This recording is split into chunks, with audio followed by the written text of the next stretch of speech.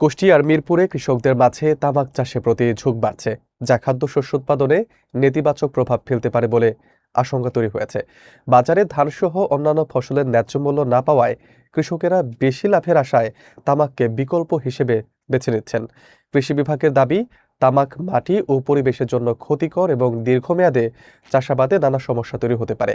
বিশেষজ্ঞদের মতে, তামাক উৎপাদন ও প্রক্রিয়াজাতকরণ শ্রমিক পরিবারকে স্বাস্থ্য ঝুঁকিতে ফেলে। বিস্তারিত থাকছে মোহাম্মদ মনজুরুল ইসলামের প্রতিবেদনে। কুষ্টিয়ার মিরপুর উপজেলায় চলতি মৌসুমে তামাক চাষ উল্লেখযোগ্যভাবে বৃদ্ধি পেয়েছে, যা কৃষি জমিতে প্রচলিত খাদ্যশস্যের উৎপাদন কমিয়ে দেওয়ার আশঙ্কা তৈরি করেছে। স্থানীয় কৃষকেরা জানান, ধানসহ বিভিন্ন ফসলে ন্যায্য মূল্য না পাওয়ায় তারা হতাশ। ফলে তামাক কোম্পানিগুলো উচ্চ মূল্য প্রস্তাব করায় অনেকেই লাভের আশায় তামাক চাষে ঝুঁকছেন। আগের বছরের তুলনায় তামাকের চুক্তি মূল্য বেশি হওয়ায় নতুন অনেক কৃষকও এই চাষে যুক্ত হয়েছেন। তবে কৃষি কর্মকর্তারা বলেন, তামাক একটি ক্ষতিকর নগদ ফসল, যা মাটির উর্বরতা নষ্ট করে এবং কৃষি জমিকে দীর্ঘমেয়াদে উৎপাদন শক্তিহীন করে তোলে।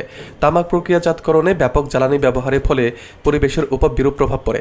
অন্যদিকে জনস্বাস্থ্য বিশেষজ্ঞরা মনে করেন, তামাক চাষ ও প্রক্রিয়াজাতকরণে জড়িত পরিবারগুলো রাসায়নিক ধুলো এবং তামাকজাত ক্ষতিকর উপাদানে আক্রান্ত হয়ে শ্বাসযন্ত্র সহ নানা রোগের ঝুঁকিতে থাকে। কৃষকদের দাবি, বৈধ খাদ্যশস্যের ন্যায্য মূল্য নিশ্চিত করা গেলে এবং সরকারের পক্ষ থেকে প্রয়োজনীয় উৎপাদন সহায়তা বাড়ানো হলে তারা ক্ষতিকর তামাক চাষ থেকে সরে আসতে পারবেন। কৃষি সম্প্রদায়ের শঙ্কা, অতি মুনাফার কারণে কৃষি জমি যদি তামাকে ঠেকে যায়, তা ভবিষ্যতে খাদ্য নিরাপত্তার জন্য বড় হুমকি হতে পারে। দর্শক শ্রোতা, আমরা এখন কথা বলবো একজন চাষির সঙ্গে, যে এই জমিতে ধান চাষ করেছে এবং এর পরবর্তীতে ধানের জমিতেই আবার তামাক চাষ হবে। এই যে আপনারা ধান চাষ করেছেন, বিঘা হইতে কতটুকু পরিমাণ ধান হয়? 20-21 মণ ধান আছে এখন আমন ধান। জি, 20-21 মণ ধান হচ্ছে। আর এর পরবর্তীতে দেখছি ধানের জমিতেই কিন্তু তামাকের চারা লাগানো। ওই তামাক লাগাচ্ছে, তামাক মনে করেন ভালো ভালো উঠলি পারে 1,15,20,000 টাকা বিঘি হবে, 50,000 টাকা 60,000 টাকা খরচ হবে নিজের, বুঝেছেন? এরকম লাভ হবে। এই ধান আবাদ করতে লাভ হচ্ছে না, সারের দাম বেশি, কথাটা বুঝেছেন? তামাকে একটু লাভ হচ্ছে বেশি, যেহেতু নিজে একটু গায়ে খাইতে একটু লাভ টুক হয় যদি ভালোভাবে আল্লাহ দেয়। আর শিলঝড় হলে তো হইল, তো গেলই, মনে করেন ওইটা আলাদা সাবজেক্ট, কথাটা বুঝেছেন? তামাকের আবাদে লাভ আছে, কিন্তু ধানের আবাদ করি তো ওই 20 মণ ধান আছে, মনে করেন 1150 টাকা মণ ধান, 20 মণ ধানের দাম 23,000 টাকা, আর 2,000 বেশি হলে 7,000, 30,000। জমি হইলে পরে লিজ নিতে আছে একবারে 8,000 টাকা, আর তামাক লাগাতে মনে করেন যে 20,000 টাকা। আমি 4 বিঘি তামাক লাগাইছিলাম, গতবার আমার মনে করেন 4,80,000 টাকা বেচছিলাম, 2,35,000 টাকা খরচ হয়েছিল, কথাটা বুঝেছেন? আমার 2.5 লক্ষ টাকা লাভ হয়েছিল। আমার 5টা খানিয়ালা, কথাটা বুঝেছেন? আমার মাঠে জমি নাই, জায়গা নাই, আল্লাহর রহমতে খুব আল্লাহ সুখী রেখেছে। এই তামাকের পারি আমার এলে পরে ভালো আছে, কথাটা বুঝেছেন? এই বছরে আপনি কতটুকু ধান লাগাইছেন? আমি লাগাইছি 3.5 বিঘা। 3.5 বিঘা। আর তামাক লাগাইছেন কতটুকু? 4 বিঘা। 4 বিঘা। জি, 4 বিঘা তামাক। এবার কেমন প্রত্যাশা করছেন? এখন মনে করছি কোম্পানি তো বলছে যে এবারে বোনাস বাড়া দেয়, বললে 290 টাকা কেজি হতে পারে আর কি, সম্ভবত। যেহেতু আমাদের কার্ড আছে, বাইরের হিসাবটা আলাদা, বাইরে কম হতে পারে, বেশি হতে পারে, 100 টাকা কেজি হতে পারে, ওই হিসাবটা আলাদা মনে করেন। দর্শক শ্রোতা, আপনারা শুনতে পাচ্ছেন কৃষকের কথা, যে তারা কিন্তু তামাক চাষের দিকে একটু ঝুঁকে যাচ্ছে, কারণ তামাকের বিক্রয়ের যে নিশ্চয়তা এবং তামাকের ফলনও বেশ ভালো, যার কারণে তারা কিন্তু তামাক চাষের দিকে ঝুঁকছে। আর ধান চাষ করে তারা কিন্তু বলছে যে 1 বিঘা ভূমিতে তাদের 20-22 মণ ধান হয়, তাতে কিন্তু তারা যে ধানের যে আবাদ করতে যে খরচ হয়, সেই খরচের টাকা কিন্তু তুলতেই তাদের হিমশিম খেতে হচ্ছে, এমনটি কৃষক কিন্তু আমাদেরকে জানিয়েছে। আপনার ধান চাষে কীটনাশক বেশি লাগে, বুঝছেন?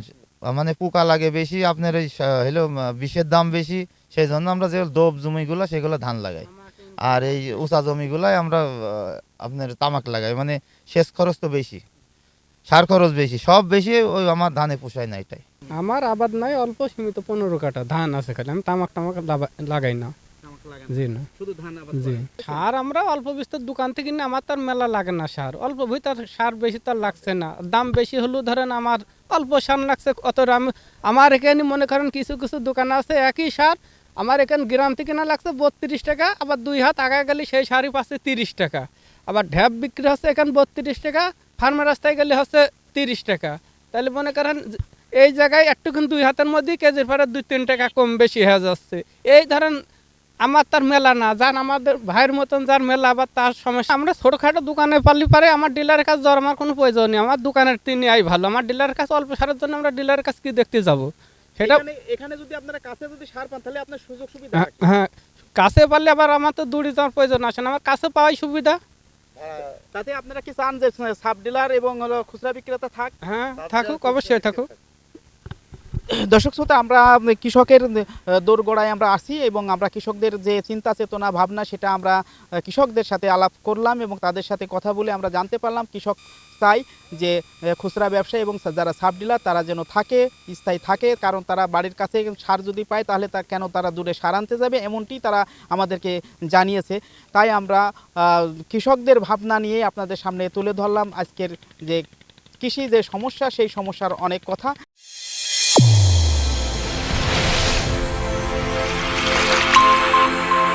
চ্যানেল A1 হৃদয়ের স্পন্দন।